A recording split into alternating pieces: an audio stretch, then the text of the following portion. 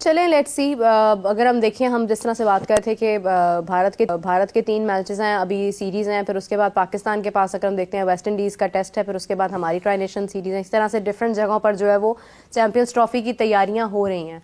Champions trophy का squad अभी तक जो है वो सिर्फ इंग्लैंड ने अपने प्लेयर्स हमेशा से नंबर 1 रहे हैं और उन्होंने बताया उनके लिए आसान था, लेकिन बाकी इस वक्त हमारे पास जो है ना वो साइम अयूब के बगैर, it's not only Saim Ayub के, हम कहें कि सिर्फ साइम अयूब पे हमारा एक फोकस था, लेकिन एक टीम बनी हुई थी, एक मोमेंटम बना हुआ था, वो टूट गया है। बहुत बड़ा लॉस, तो लॉस है। और अब मैं 100% नहीं कह सकती हूँ कि पाकिस्तान की परफॉर्मेंस कैसी है। आप 100% नहीं कह सकते, सेमीफाइनल में पहुंचेंगे। Now I am very doubtful.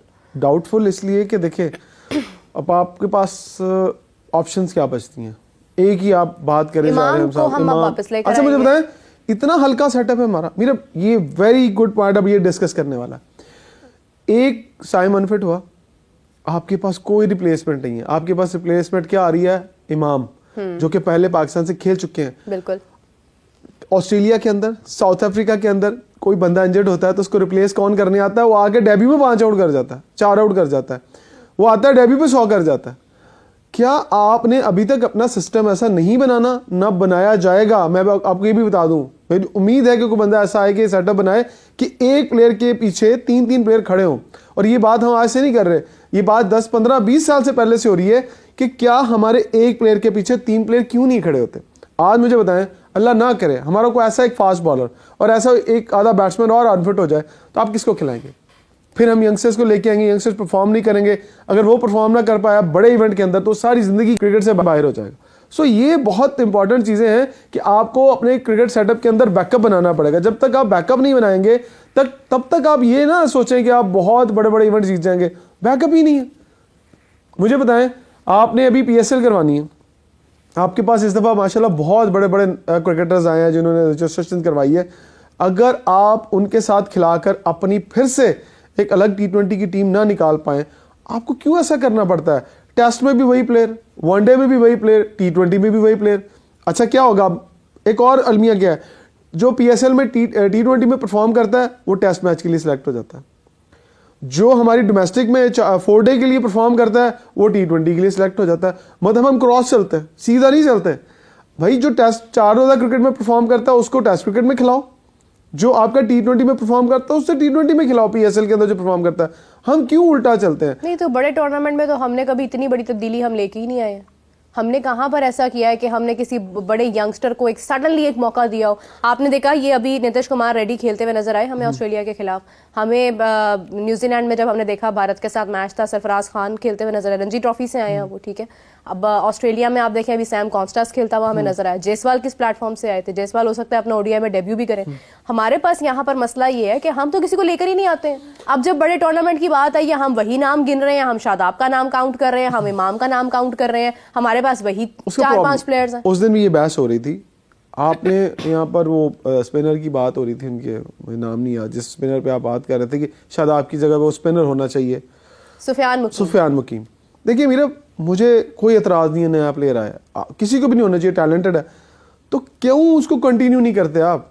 Sufiyan मुकीम क्या आपकी जो टीम है उसके साथ कंटिन्यू कब से ट्रैवल कर रहे हैं? मुझे बताएं कि क्या हमने उसको 3-4 सीरीज पिछली खिलाई? देखिए इमर्जिंग कब से अगर आए हैं वो, उसके बाद उन्होंने हमें हमारे साथ सीरीज में उन्होंने परफॉर्मेंस दी है और यही अभी तो प्लेटफॉर्म तो यही था ना, यहीं से उन्होंने आना था। अब सडनली ऐसा तो नहीं है कि उनको हम जब उन्होंने ज्वाइन करनी थी क्रिकेट, जब उन्होंने सामने आना था उसके बाद से। क्या ये आखिरी चैंपियन ट्रॉफी है? क्या ये आखिरी वर्ल्ड कप है? सुफियान मुकीम के अगले मैचेस नहीं खेल पाएंगे? चलिए मुझे कंटिन्यू करें ना। जो बहस हो रही थी उसका मकसद ये था, शादाब का नाम आपने इसलिए शामिल किया था क्योंकि रिपोर्ट्स ये कह रही हैं कि शादाब होंगे। शादाब का नाम इसलिए शामिल किया था कि मैंने शामिल कर दिया, लेकिन कर दिया ना।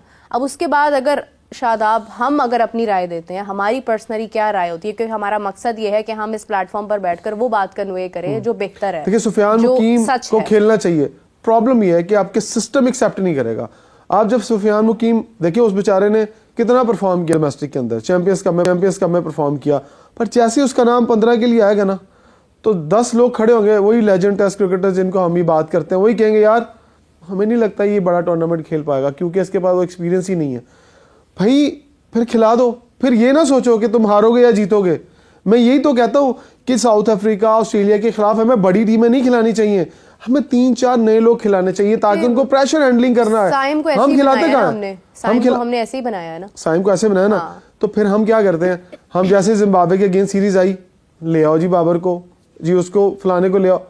मैं एक मिसाल दे रहा हूँ, हमें तब यंगस्टर्स, इंडिया क्या करता है, इंडिया और हमारे में फ़र्क ये है कि वो जिम्बाब्वे के खिलाफ खेलने जाते हैं तो अपने 10 प्लेयर भेजते हैं। हम जिम्बाब्वे के खिलाफ खेलने जाते हैं तो हम 2-3 लड़के डालते हैं। यार हम 10 क्यों नहीं तो डाल, हमारे मतलब थे काफी नए लड़के थे जिम्बाब्वे के खिलाफ। हमने मतलब हम कंटिन्यू दे ना कि हाँ यार 8 लड़के ना, 8 लड़के पूरी की पूरी सीरीज खेलेंगे, कोई चेंज नहीं है, सब पुराने नए लड़के, जो पुराने लड़के उनको रेस्ट करवाओ। पर दूसरी तरफ कोच को ये भी डर होता है, दूसरी तरफ कोच को ये भी डर होता है यार नए लड़के खिला के हार गए तो मेरी तो अपॉइंटमेंट नहीं है, तो मैं, लोग कहेंगे चंगा कोच आया, जिम्बाब्वे को हार गए। ये मेंटालिटी जब तक नहीं सेट होगी, आप ये सोच के मत जाएं कि आपने जिम्बाब्वे से जीतना है, आप ये सोच के मत जाएं कि आपने छोटी टीमों से जीता, आप ये देख कर जाएं कि आप जो लड़के लेके जा रहे हैं वो एक्सपीरियंस हासिल कर रहे हैं। देखिए इमरान, आपकी सारी बात का जो जवाब जो मेरे नज़दीक आता है ना, वो ये है, प्रॉब्लम हमारा जो है ना वो डोमेस्टिक से शुरू है। हमारी डोमेस्टिक का जो मेयार है ना, सॉरी टू से मैं ये बात कर रही हूँ कि हमारी डोमेस्टिक का मेयार वो नहीं है कि हम यहाँ से वो खिलाड़ी तैयार कर दें जो हमें इंटरनेशनली जाके परफॉर्म करके दिखा दें। अच्छा देखिए, डोमेस्टिक का मेयार क्या है, दो बातें अलग अलग हैं। आप डोमेस्टिक का मेयार वो गिनती हैं कि क्या हमारे यहाँ से क्रिकेट अच्छी नहीं हो रही, अंपायरिंग ही ठीक नहीं है, राइट। मेरा कुछ और है, मैं कहता हूं जो लोग, डार साहब अगर वहां पर बैठ सकते तो क्या यहाँ पर बैठ के अंपायरिंग को नहीं ट्रेन कर सकते? देखिए उनका काम पता क्या बनता था, उनका काम बनता था पाकिस्तान क्रिकेट के अंदर कि वो क्रिकेट बोर्ड के अंदर अंपायरिंग पैनल के हेड बनते और उनका काम करते, उनका काम क्रिकेटर बनाना नहीं है। दूसरी बात, क्या आपके फर्स्ट क्लास के अंदर जो प्लेयर आते हैं क्लब से या डिस्ट्रिक्ट क्रिकेट खेल के, क्या वो मेरिट पे आते हैं? सबसे प्रॉब्लम आप फिर ऊपर से शुरू कर रही है। मैं समझता हूं कि क्लब, डिस्ट्रिक्ट, अंडर 19 यहीं से लड़के अच्छे नहीं आ रहे हैं, यहीं से लंबी लिस्ट जो है ना वो पहले ही भेज दी जाती है, वो सिफारिश खत्म करेंगे, ये मेरे लोग हैं, ये शामिल होने दुनिया में ऐसा नहीं होता। इंडिया, ऑस्ट्रेलिया, इंग्लैंड उठा के देख लें, वो नीचे जो अंडर 19, अंडर 15, 17, 16 आते हैं ना, वो मेरिट पे आते हैं। हमारे लड़के यहीं सिफारिश पे आ जाते हैं। वो क्या करते हैं कि अंडर 15, अंडर 17 खेलते हैं, 19 खेलते हैं, सिफारशी लड़के। अभी भी 1-2 टीमें HEC की बनी है, सिफारशी बनी है। मैं आपको अगले प्रोग्राम में दिखा दूंगा पूरा चार्ट, उसमें फिर इमामुल हक साहब के बेटे बगैर परफॉर्म किए हुए खेल रहे हैं। सो प्रॉब्लम ये है कि आपने नीचे से जब अपने सिस्टम के अंदर ही अंडे उस तरह के डालने हैं, फर्ज करें आपने मुर्गी के अंडे डाल दिए हैं, तो क्या उसमें से शाहीन निकलेंगे तो वो मुर्गी ब्रायलर ही निकलना है ना, वो शाहीन नहीं बन सकते। देखिए जब आप शाहीन के अंडे डालेंगे ना तो शाहीन ही बड़ा होकर निकलेगा। तो प्रॉब्लम यह है कि आपको नीचे से मेरिट के ऊपर क्रिकेट खिलानी चाहिए। आप कहते हैं कि हमने अब्दुल रज़ाक को जी हार्ड हिटिंग बैट्समैन बनाने के लिए जो पावर हिटर है वो तैयार करेंगे। भैया अब्दुल रज़ाक पावर हिटर कैसे तैयार कर लेगा? आप उसको देंगे कौन से प्लेयर जो कि फर्स्ट क्लास से निकले हुए, जो निकले हुए डोमेस्टिक क्रिकेट से, कहें जी ये लड़के तेज खेलते हैं, इनको पावर हिटिंग सिखाओ। वो कभी पावर हिटिंग नहीं सीख सकते। मेरे आपको खिलानी पड़ेगी क्रिकेट। मैं थोड़ा फिनिश कर लूं। आपको अंडर 15, अंडर 17, अंडर 19 पे पावर हिटर बनाने पड़ेंगे। आप वहां बनाएंगे तो वो दिलेर क्रिकेटर बनेंगे जो इंडिया में, पूरी दुनिया में होता है। आप वहीं पे बच्चों को कहते हैं सीधा सीधा खेल, तूने आउट नहीं होना, तूने ये नहीं करना। तो बच्चा जब पहले ही डरा हुआ अपना करियर लेके स्टार्ट होगा, वो कभी भी पावर हिटर नहीं बनेगा। देखिए इमरान, आपकी बात 100% ठीक है, लेकिन मैंने जो एक चीज़ देखी है ना, जो मैंने खुद ऑब्जर्व की है, वो ये है कि बहुत से ऐसे खिलाड़ी हैं जिनके बच्चे खेल भी रहे हैं और कुछ ऐसे खिलाड़ी हैं कि जिनकी फैमिली मेंबर्स या बच्चे हमें अभी तक स्ट्रगल करते हुए नजर आ रहे हैं। तमाम चीज़ें हर एक जैसी नहीं है, एक ही रुख में नहीं है। मुझे ये समझ नहीं आता ये सिफारिशी कल्चर बनता किस तरह से है, ये कौन प्रमोट करता है? शाहिद आफरीदी के भतीजे हैं समी आफरीदी, वो भी अभी तक हमें किसी टीम में नजर नहीं आए। अब आपने बड़ा अच्छा सवाल किया। मैं आप देखने वालों को भी बता दूं कि सिफारिशी कल्चर कैसे बनता है। ये इसके 2-3 हिस्से हैं सिफारिशी कल्चर के। एक तो आपने बता दिया कि जो क्रिकेट खेले थे उनके बच्चे अब बड़े हुए हैं और वो अंडरस्टूड खेलने के लिए आ जाते हैं। हसन रजा हैं, उनके बेटे भी हमें अभी स्ट्रगल करते हुए नजर आ रहे हैं, दिखाते हैं प्लेटफॉर्म पर। अब प्रॉब्लम क्या है कि जो बड़े क्रिकेटर है ना, जरूरी नहीं है कि उनके बच्चे भी बड़े क्रिकेटर्स बने। जैसे बॉलीवुड में होता है कि अच्छा एक्टर, जरूरी नहीं है कि उसका बेटा भी अच्छा एक्टर बने। बिल्कुल सही बात, राइट।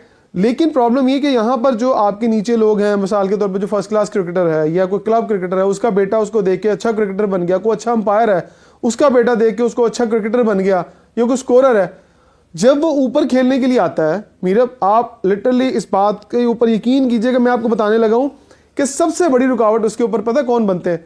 क्रिकेटर ही रिकॉर्ड बनते हैं। अच्छा ये फलाने क्रिकेटर का बेटा है, यार ये अच्छा नहीं है, बिल्कुल और सही यार कहा आपने। ओदा स्कोरर दा पुत्र है, ये उस अंपायर का बेटा है, ये उस फर्स्ट क्लास का बेटा, ओ यार है तो फारग है वो ते हाँ, वो 100% एक I जो agree हमारी with this सोच है ना कि जो छोटा क्रिकेटर है उसका बेटा बड़ा क्रिकेटर ना बन जाए, लेकिन दूसरी तरफ हम कहते हैं यार ये बेटा मिसबाह या हक है, हमारी पर्सनल किसी के साथ कोई ग्रज होता है। दूसरी तरफ क्या आता है यार ये बेटा मिसबाह हक है, ओ यार खिलाओ यार, नहीं भी खिलाएंगे तो उसका बेटा खेल जाएगा। मिसाल है आपके सामने, पाकिस्तान अंडर-19 खेल गया, दिखाएं उसकी नीचे वाली परफॉर्मेंस क्या है। अगर रजाक का बेटा खेल रहा है, अगर अजहर अली का बेटा खेल रहा है, इन सबके बेटे खेल रहे हैं ना, वो अंडरस्टूड सिलेक्ट हो जाएंगे। फर्ज करें पीएसएल की टीमें बनेंगी, मिसाल दे रहा हूँ, पीएसएल की जो जूनियर पीएसएल हुई या बड़ी पीएसएल की, तो सबसे पहले वहां पर मेंटोर कौन बैठे होते हैं, मिसबाह, इंजमाम, ये सारे लेजेंड वहां बैठे होते हैं। तो क्या उनका बेटा जब आएगा, सबसे बड़ी मिसाल मोइन खान का बेटा, आजम खान की बात कर लेते हैं जी। आजम खान अगर किसी गरीब स्कोरर का या गरीब अंपायर का या किसी फर्स्ट क्लास क्रिकेटर का बेटा होता, मैं दावे से बात कह सकता हूं कि वो कभी भी जूनियर क्रिकेट का एक मैच भी ना खेलता। वो पाकिस्तान की क्रिकेट खेल गया, वो उसकी फिजिक देख के निकाल देते हैं बाहर, चल बाहर निकल, तेरा तेरा वेट है खेलने वाला। सो प्रॉब्लम ये है कि हमें अपनी सोच बात बेहतर नहीं है, करनी फिजिक की बात नहीं है इमरान। मैं मिसाल दे रहा हूँ, यहाँ सोचा जाता है उसने अपने टैलेंट पे क्रिकेट बैटर खेली। जो होता है ना, वो आपने खैर सिंगल्स डबल्स भी लेनी होती हैं, वो एक बात अलग है, आपकी फिटनेस जो है वो 100% होती है। सिलेक्टर नहीं घुसने देते, वो लाइक ही नहीं करते कि फिजिक एक तरफ है, आपकी परफॉर्मेंस एक तरफ है। अगर आप देखें रोहित शर्मा अभी इस वक्त उनका वो वेट नहीं है जो कभी होता था, लेकिन वो परफॉर्म हमें करते हुए मुतअद्दिद बार नजर आए हैं। यही चीज अगर आप देखते हैं, हमारे पास और भी काफी ऐसे प्लेयर्स हैं। अगर हम लाहौर, जी प्लीज, एक छोटी सी बात और ऐड करना चाहता हूँ। अगर आप चाहते हैं ना कि आपके सिस्टम के अंदर पढ़े लिखे प्लेयर आए, हाँ। तो आपको अपने कॉलेज और यूनिवर्सिटी की टीमें अच्छी बनानी पड़ेंगी मेरिट के ऊपर। प्रॉब्लम ये हो रहा है यहाँ पर कि यहाँ पर एचईसी क्या कर रही है, एचईसी जो टीमें बना रही है, जो टीम वो बनाती है, वो भी प्योर सिफारिश के ऊपर बनाती हाँ, है। ऐसे ही है। अख्तर मुमताज भाट साहब है, पंजाब कॉलेज से उनका ताल्लुक है, उनकी जो टीम है वो सबसे तगड़ी टीम बनती है पाकिस्तान के अंदर। अभी रिसेंटली पेशावर के अंदर एक टूर्नामेंट हुआ है एचईसी का, उस टूर्नामेंट को देखते हुए एक टीम बनाई गई है। अगर मैं लिस्ट आपसे शेयर करूंगा और उसके स्टैट भी आपके साथ शेयर कर दूंगा, आप सर पकड़ के बैठ जाएंगे कि कितने कितने बड़े सिफारशी लड़के वहां पर खेले हैं।